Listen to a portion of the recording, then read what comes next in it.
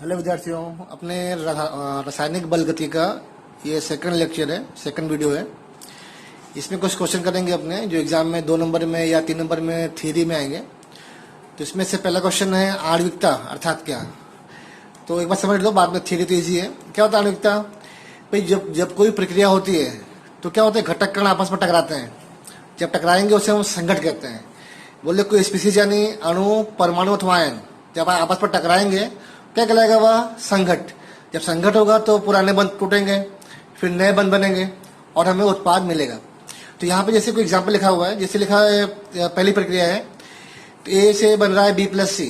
यहाँ पे ए के 1 मोल स्पीसीज है, 1 मोल अणु, परमाणु अथवा आयन है, ये आपस में टकराएंगे। ठीक है, 1 मोल में काफी जानते हो 6.02 10⁻23 अणु परमाणु होते हैं। तो ये आपस में टकराएंगे और हमें उत्पाद देंगे।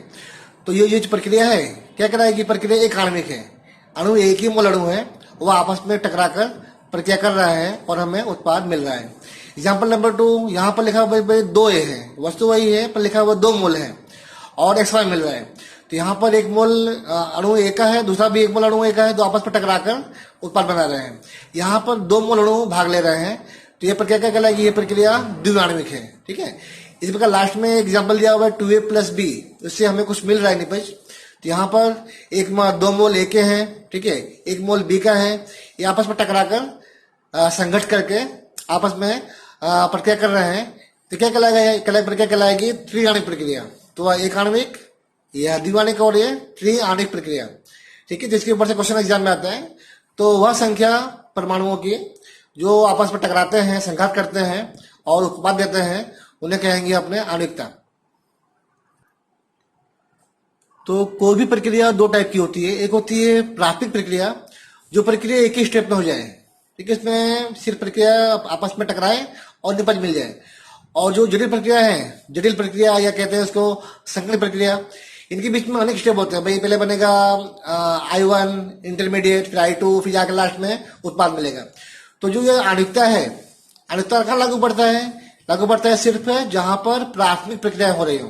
ठीक है, एग्जाम में पूछते हैं 1 नंबर में, ये कहाँ लागू पड़ता है? मात्र प्राथमिक प्रक्रियाओं में, यानी कि वह प्रक्रियाएं जो एक ही स्टेप में होती हो।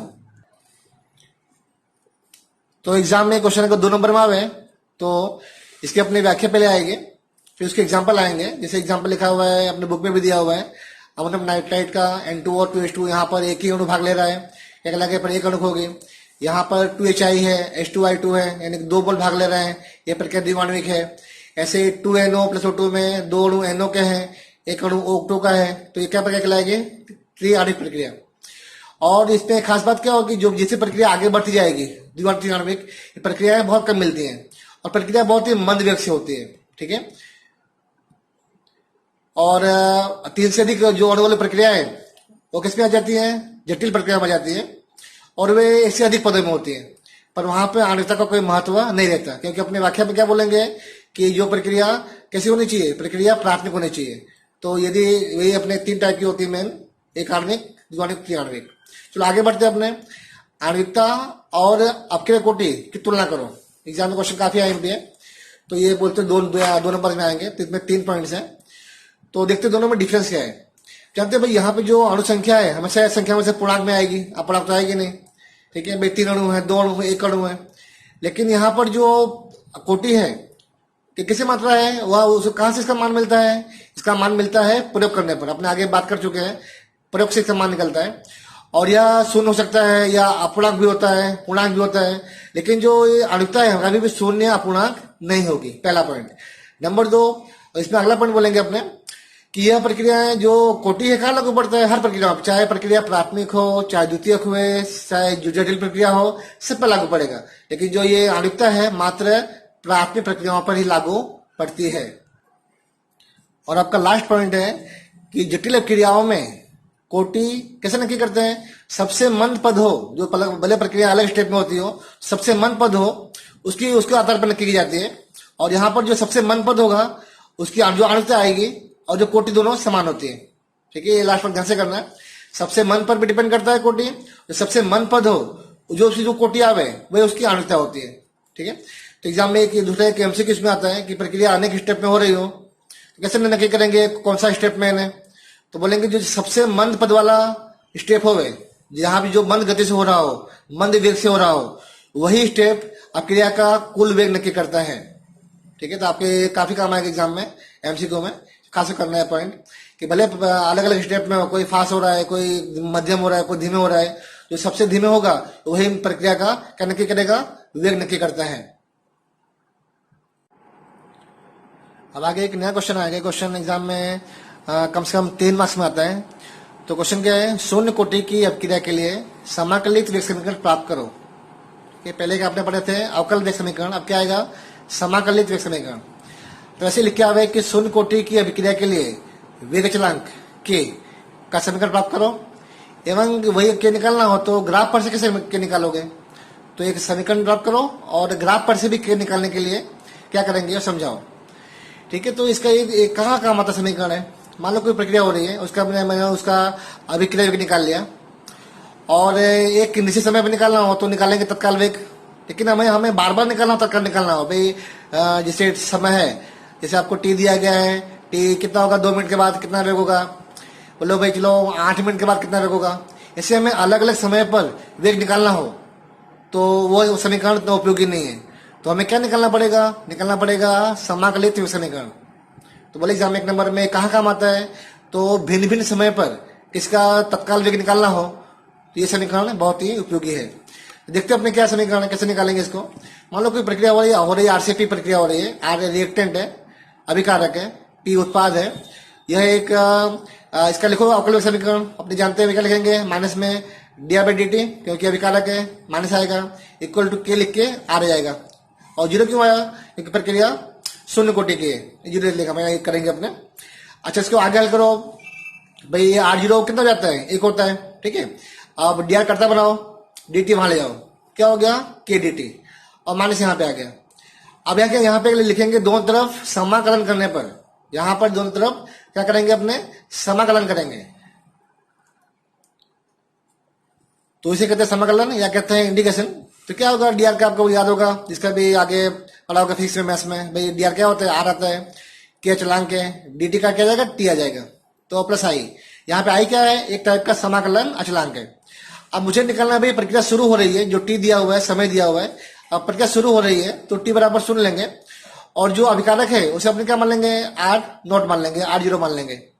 अब ये जो मान क्या रखेंगे, समीकरण 1 रखेंगे, तो रखो मान यहाँ पे आर के बदले क्या आ गया, R0 आ गया, फिर के और टी कितना हो गया, 0 हो गया, आई निकालना है अपने को, तो 0 जाएगा तो आई कितना आ गया, R0 आ गया। अब जो आई का मान है यहाँ रख दो समीकरण में, यहाँ पर रख दो आई का मान, तो 1 में आई का मान रखने पर क्या आंसर आएगा, आर। ठीक है, के टी क्या हो गया, आई के बदले हो गया आपका R0, हमने आई का मान यहाँ से निकाला हुआ है तो R0 हो गया। ये हो गया नंबर समीकरण नंबर 2। अब हमको के निकालना है तो के करता बनाओ। ठीक है, के करता बनाया मैं, के वहां लेके आया, आर को उधर ले गया। ठीक है, फिर क्या हो गया, टी बटे में जाएगा, तो R0 होगा सांता शुरुआत में, आर सांता कुछ समय के बाद, टी समय के बाद, और टी का समय है। इसे कहेंगे शून्य कोटि के लिए वेग अचलांक का समीकरण। ठीक है, चलो आ जाओ उस पर से कर लो, आलेख पर से कर दो भाई, 2 समीकरण 2 है ये समीकरण। देखो यहाँ पे इसको y मान लो, ये हो गया mx, और c मान लो, तुलना कर दो y mx c से, तो m क्या कहलाएगा माइनस के, m ढाल क्या कहलाएगा माइनस के, और c होता है अंतखंड, क्या कहलाएगा अंतखंड। तो हमें इसका आलेख मिलेगा इस टाइप से, आसानता सापेक्ष में समय, तो यहाँ पे जो ढाल आएगा वह कितना होगा माइनस के, तो के निकालना हो ढाल का मान निकाल लो और माइनस कर दो, और जहां पे अंतखंड आ रहा है काट रहा है इसको कहेंगे अपने सी, कहलाएगा सी, इसे बोलेंगे अपने R0। तो इसके बाद से क्वेश्चन पूरा आता है 3 मार्क्स में, आपको करना आना चाहिए, फिर से रिपीट करना और फिर से इसको अपने आप ट्राई करो। और साथ में ऐसे लिख के आ गया शून्य कोटि की अपक्रिया के लिए अर्धायुष टी हाफ का सूत्र प्राप्त करो, तो क्वेश्चन हो जाएगा 4 नंबर का, पहले था 3 नंबर का, अब हो जाएगा 4 नंबर का, हमें टी हाफ भी निकालना है।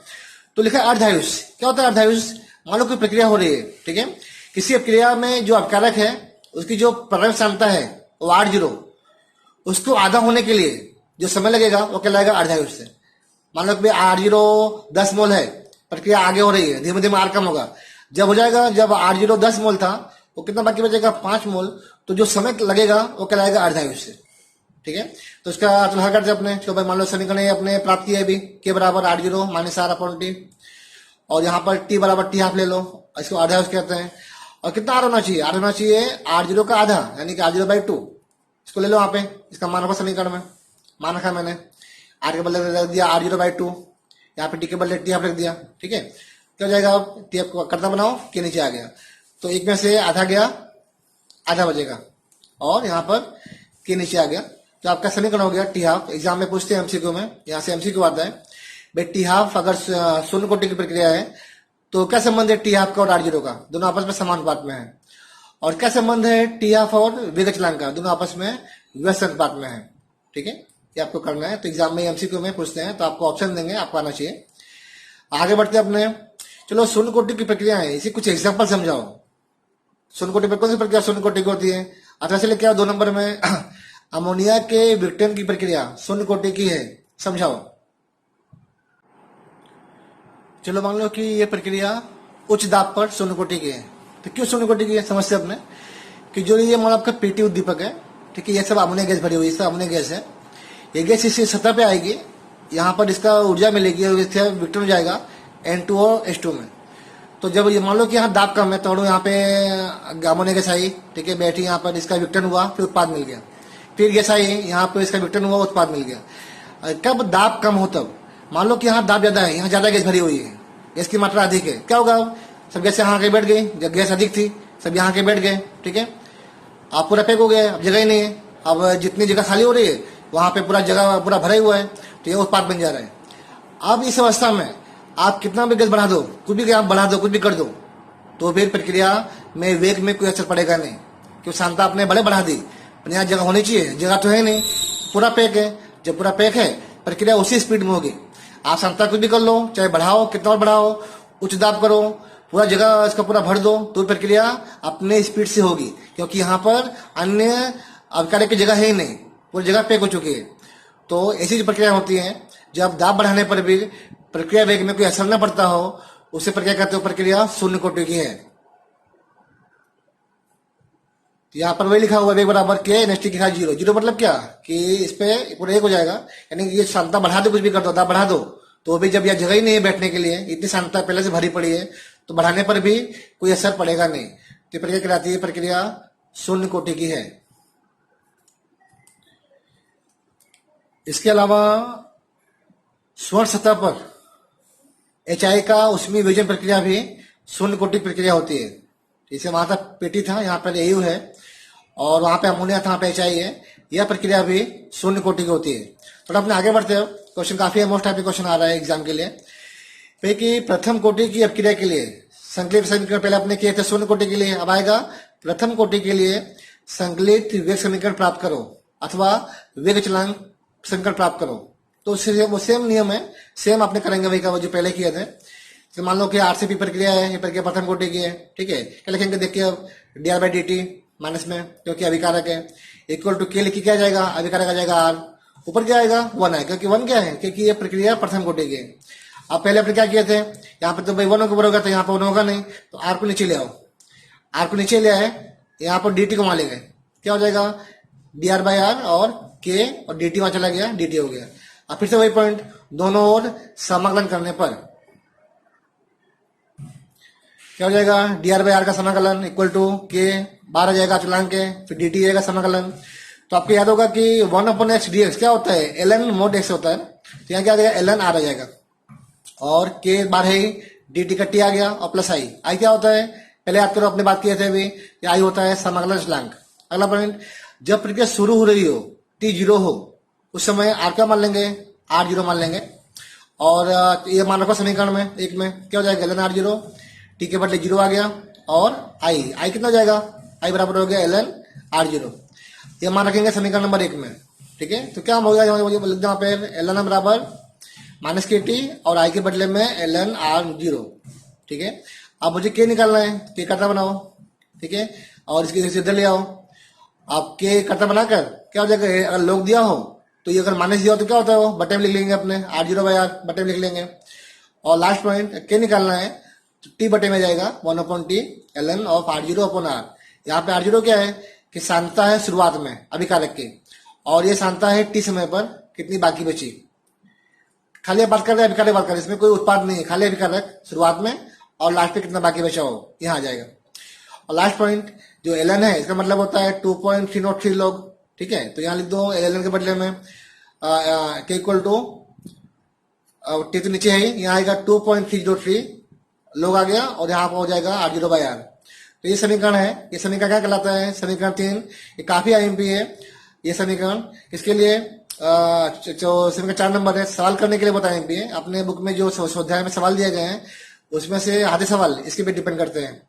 और बाद में एक सूत्र और भी यहाँ पे आएगा, इसको अगर उल्टा कर लूँ मैं, ठीक है, इसको मैंने उल्टा कर लिया तो यहाँ माइनस क्या हो जाएगा, ठीक है। यहाँ पे r0 ऊपर था, मैंने यहाँ पे ऊपर r कर लिया, नीचे r0 कर लिया, क्या बन जाएगा ये -kt। इस पर से करना होगा यहाँ पर, तो अपने दोनों ले ले एंटी लोग, यहाँ पर ले एंटी लोग, यहाँ ले एंटी लोग, क्या हो जाएगा r अपना r0 एक ही घात -kt और लास्ट में r हो जाएगा मतलब r0 (-kt)।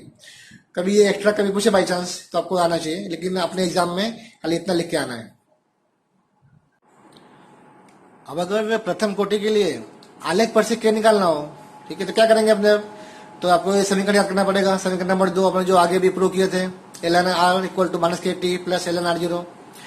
तो यहाँ पर जो इसको y मान लो, ठीक है, हो गया mx और c। अपने y अक्ष पे ले लेंगे और x अक्ष पे t ले लेंगे, तो अपने इसका आलेख बनाएंगे ln r सापेक्ष t का। तो आलेख कैसे मिलेगा? आलेख रेखा मिलने वाला है, क्योंकि y mx c यह समीकरण रेखा का होता है, रेखा मिलेगा। ढाल कितना आएगा -k, और ये जो यहाँ पे अंतखंड है वो आएगा आपका सी यानी ln r0। ये निकालेंगे अपने। अब आ जाओ, हमें लोग निकालना हो, हमें यहाँ पे लोग लेना है। अगर मुझे यहाँ लोग लेना है तो क्या करेंगे अब?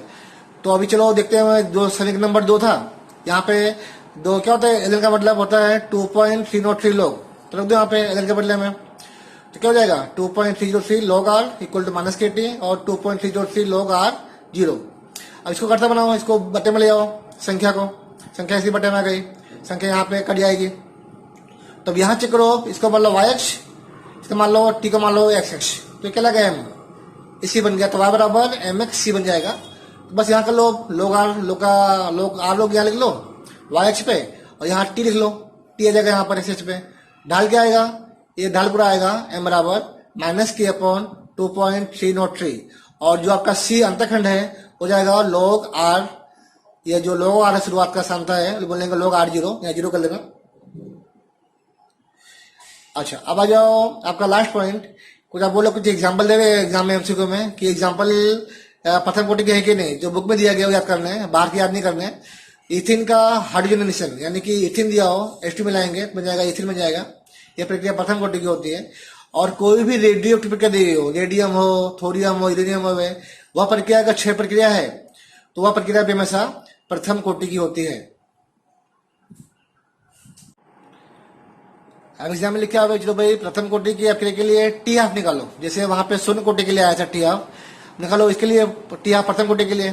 तो जानते हैं अपने भाई उसका समीकरण क्या होता है प्रथम कोटि के लिए, आपने प्रूव किया अभी, के बराबर 2.303/t log ऑफ r0 शुरुआत सांता और r बराबर t समय पर सांता अभिकारक के। अब यहाँ पे टी हाफ क्या होता है भाई, कि टी हाफ मतलब होता है कि वह समय जो r0 को आधा कर दे, यहाँ का 10 दिया हो तो 5 कर दे, तो वह समय जो r0 को सांता को आधा कर दे उसे हम टी हाफ कहते हैं। तो टी के बदले टी हाफ ले लेंगे, r के बदले ले लेंगे r0 का आधा, ये मान रखेंगे समीकरण नंबर, यहाँ पे जो समीकरण नंबर 1 मान लो उसको यहाँ मान रखेंगे अपने। और क्या हो जाएगा मान रखेंगे तो टी हाफ हो गया, यहाँ पर r0 है, यहाँ क्या हो गया r0/2 हो गया। अब इसको अपने कट जाएगा, ये log 2 पर आ गया, और हल करेंगे अपने, तो log 2 होता है 0.3010, अपने बाद में गुणा करेंगे, आंसर आ जाएगा टी बराबर 0.693/k। ये आपको बहुत अच्छा एमसीक्यू है कि अगर प्रक्रिया प्रथम कोटि की है, जो टी हाफ का मान है वह सांद्रता से स्वतंत्र है। यहाँ पे सांद्रता नहीं, वहां सांद्रता थी शून्य कोटि में, यहाँ प्रथम कोटि में सांद्रता नहीं आएगी, तो सांद्रता से स्वतंत्र है, परंतु के व्यस्त अनुपात में है। ठीक है, तो क्वेश्चन ध्यान से पूरा करना। अगर ये भी लेके आया एग्जाम में क्वेश्चन पूरा आपका 4 मार्क्स का आएगा, खाली इतना आया तो 2 नंबर में आएगा।